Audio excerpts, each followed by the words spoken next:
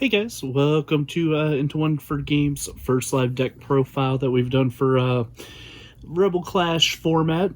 Before we start, I want to take the time to say this is for a format that exists in a bubble right now. It's largely kind of designed for people playing in the online tournaments. I know there's some invitationals, there are qualifiers, pods of people playing, for some cash every week. So we know this isn't really a format that you have to test heavily for, but at the same time, it's a format nonetheless, and we just want to give you some coverage for it. So our first profile with this format in mind is ADP Zacian. It's kind of considered to be one of the best decks going forward in the Rebel Clash. Even though it didn't pick up like a whole lot of new things, the couple things that picked up are pretty important. So we're going to take a look at a deck that is kind of one of those go-tos if you're not sure what to play. So first off, we're going to start off with 4 Zacian V. He's your main attacker in the deck. That Intrepid Sword ability, letting you draw some extra cards. Nothing too exciting here, kind of just your bread and butter.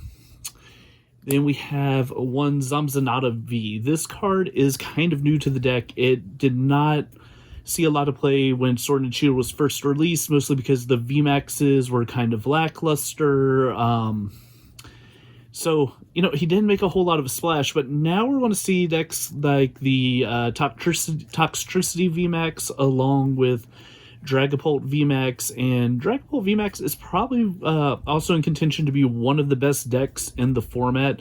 So his ability Dauntless Shield prevents all damage done by your opponent's Pokemon VMAX, which in and of itself is pretty good. And then his attack Assault Tackle for 2 metal and a colorless does 130, and it allows you to discard a special energy from the defending Pokemon. This is good in the Dragapult matchup to get rid of horror psychic energies. You're going to see decks like Toxtricity play the Speed Draw Lightning. We've got the Twin Energy coming out in this set. We've got Capture Energy. All the energy cards that are, pretty viable to be played and could be something that you can just use to slow your opponent down a little bit. So kind of a change in this run is we've gone down to 2 Jirachis. One thing that I've seen through my testing, through watching some other streamers play, is that Jirachi becomes a big casualty against Dragapult. And, the goal is, what can you do to minimize how hard your Dragapult matchup is? So this is why I went down to a 2nd Jirachi and a 4th Zacian, just to kind of help in that situation there. Kind of rounding out what we've got 2 Arceus Dialga Palkia, that alternate creation attack lane. You take some extra prizes, especially against like the VMAX format where, taking 4 prizes is going to be helpful, allowing you to knock out just a VMAX and then anything else that sits on the bench. We've got 1 Dedenne GX, just discard, draw some cards. Hopefully you don't find yourself in a spot where you're attacking with this guy because he's not your best option. We also have Oranguru with Primate Wisdom, letting you switch a card in your hand with the top card of your deck. This is good when you're playing things like Professor's Research, or if you're about to Marnie, but you really kind of want to save 1 card, but you're not sure if you're going to need it, so you can put it back on top just in case. And the first new thing that we're going to add into this deck is 1 copy of Eldegoss V. So Eldegoss V has an ability that says when you play this Pokemon from your hand onto your bench, you may choose a supporter card in your discard pile and put it back into your hand. And then for 2 colorless energy, it does 50 damage, and he shuffles himself back into the deck. This is something that I think the format's needed for a while, is a way to consistently recycle some of your supporters without already playing a supporter for the turn. I like it. I think, it does good as a 1 or 2 of. It gives you more outspawn a Marnie or a reset stamp to be able to use like your quick ball to search this guy out and, grab a research, grab boss's orders, which we'll talk about in a little bit. It's a good consistency card. One thing that I had thought about was maybe going to a 2nd Eldegoss in favor of the Zacian, but, still playing around with it. So that kind of rounds out our Pokemon. So let's talk about the supporter line. In this deck, we are playing 4 Professor's Research, great supporter. Discard your hand, draw 7. Helps fuel things like your metal saucers. I always want to call them metal patch. And then you're going to notice that I've started to move back to the tag call engine using 2 Mallow Lana, 2 Guzma Hala, and 1 copy of Caitlin Cynthia. I kind of feel like when you're cutting down your Jirachis, even if it's by 1, having a more consistent way to search things out is going to be helpful. Mallow Lana is also one of those cards that can help you in your Dragapult matchup and isn't did in every other matchup as well. Being able to heal off that 120 damage can prove pretty helpful in conserving, your Arceus, Dialga, Palkia, and conserving your Zacians. Guzma Hala is going to be your way to make sure you try to pull off that turn to Alternate Creation. And Cynthia Caitlin just being a great draw 3 and an extra way to recycle a supporter. We also have 2 Marnies in the deck, a little bit of disruption there. There's arguments to be made for having a 3rd one, but right now I'm happy with just 2. And then our other new card that we're putting in here is the Boss's Orders. So this card, if you played several formats ago, is a spiritual reprint of Lysander. It allows you to choose one of your Pokemon's benched Pokemon and bring it to the active. This has now become just the best gusting option for this deck. You don't have to rely on a flip. You don't have to rely on getting some extra cards in your hand. If you can get this card, you can just get it and go. It's also retrievable with Eldegoss, which is, wonderful. So you have, your options there. And that kind of rounds out our supporter lineup.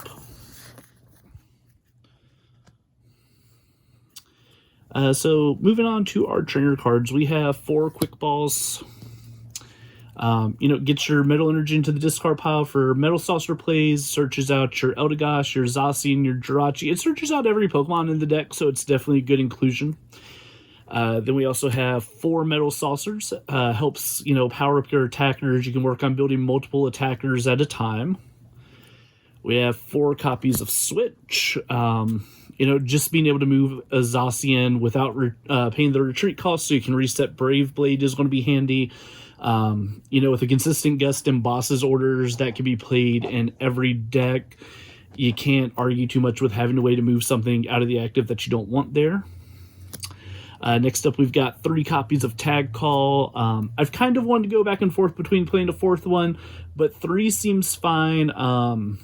It's a great thinning card once you get things set up. Even if, your first turn is, let me Tag Call for Arceus, Dialga, Palkia, and Guzma Hala, and then check your couple cards to get the special energies choices that you have out. Definitely not a bad thing. It's a good card in this style right here. Next up, we have 2 copies of Metal Frying Pan. Fire's still going to be a prevalent type, so being able to remove your weakness is definitely helpful. Taking 30 less damage from Dragapult. The only thing it really is going to help you do is avoid some of the bench damage that comes after you've been in the active and get hit. So definitely not a bad thing, just a little extra boost there. 2 copies of Skateboards. We are still playing Jirachi, so having 2 copies of a Skateboard, helps us move those Jirachis if we need to. There may be some new status condition decks that I'm not thinking about, but that's kind of my inclusion there. And then for stadiums, we have 2 copies of Shrine of Punishment.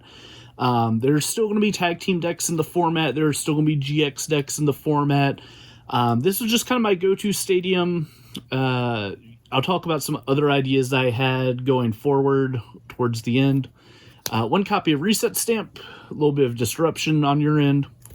1 copy of Big Charm. This is a card that I like for Arceus, Dialga, and Palkia. It does help you with math against Dragapult. If they have 1 hard Psychic Energy on there, they can hit you for 130. You do your damage, you take 20. You hit them again, and they knock you out with the 130. So if you have the Big Charm on there, even if they have two horror psychic energies. It's not going to do enough with the 130, 40, then another 130 that's going to bring you up to 300 with 310, and sometimes just getting those extra turns of not being knocked out is helpful.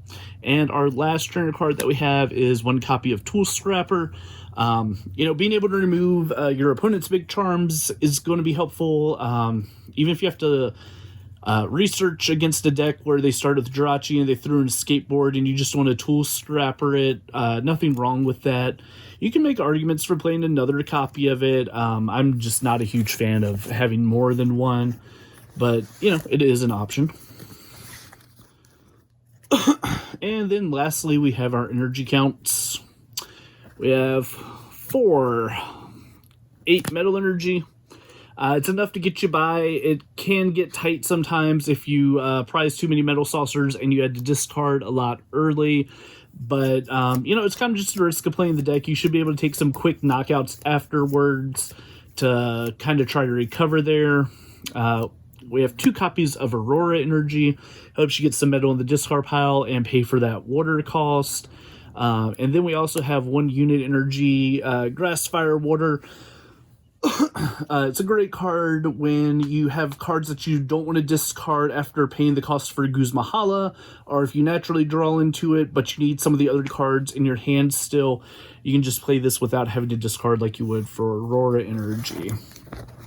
So, let me talk about a couple ideas I had if you see this and you're thinking, well, how come we didn't do something like this? So one thing I looked at doing was taking my Jirachis and my skateboards, and I would be okay almost turning these into 4 copies of Acrobike.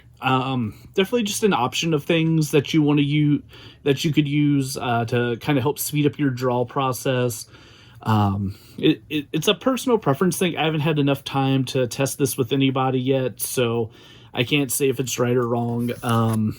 Another thing that I was looking at was taking the Shrine of Punishments and either turning them into Galar Mines, which is a new stadium that adds 2 colorless to the retreat cost of both players' active Pokemon. That way, if you use the boss's orders to bring something into the active, it's more likely to stick. And then I'll talk about kind of just a few things that, if you're thinking, I want to add my own personal touches here, what could I do a little different? Like I said, one thing you can consider is a 4th copy of Tag Call to up your consistency. One thing that's great about Tag Call is if you draw into it and you're trying to play like your discard supporters or your discard energies or things like that, you can use this to get extra cards into your hand for discard. You could also consider another copy of Big Charm, depending on how big Dragapult is in your area or your online playing, however you want to look at it. Like I said, it really only helps your ADP stay alive. It's not too great for your Zacians, but, it is an option. These are other cards that I would consider an extra copy of. I like just the disruption of Reset Stamp, and, if Dragapult stays big and they're playing 3 copies of Giant Bomb, being able to hit multiple copies of their Giant Bombs, up to 2 can really swing a matchup for you. So I would definitely consider those. So I guess going forward, let's talk about, what are your biggest challenges?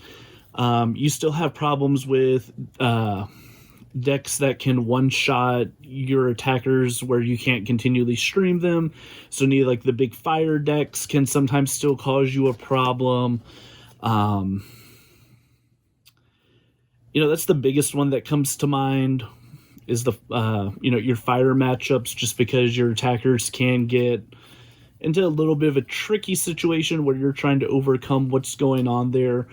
But, that's just something that you kind of get used to and play around, and that's why we have the frying pans. Probably the big one to talk about is Dragapult VMAX.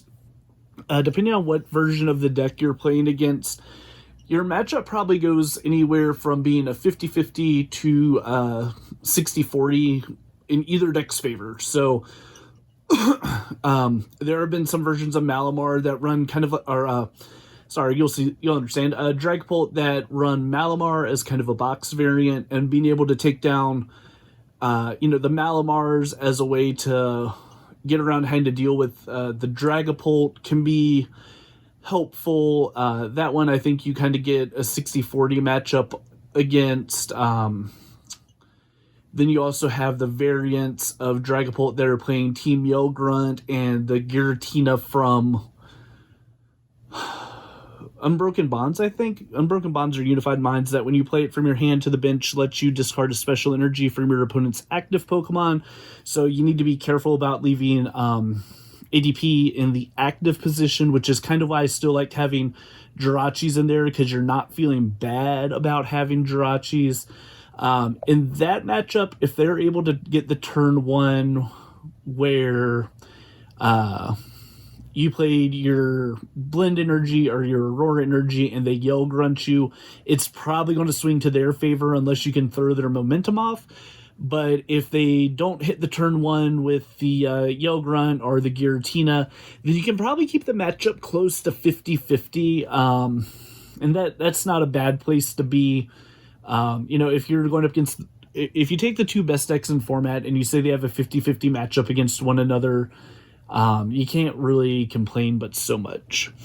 So anyway, that wraps up our deck profile on Arceus, Dialga, Palkia.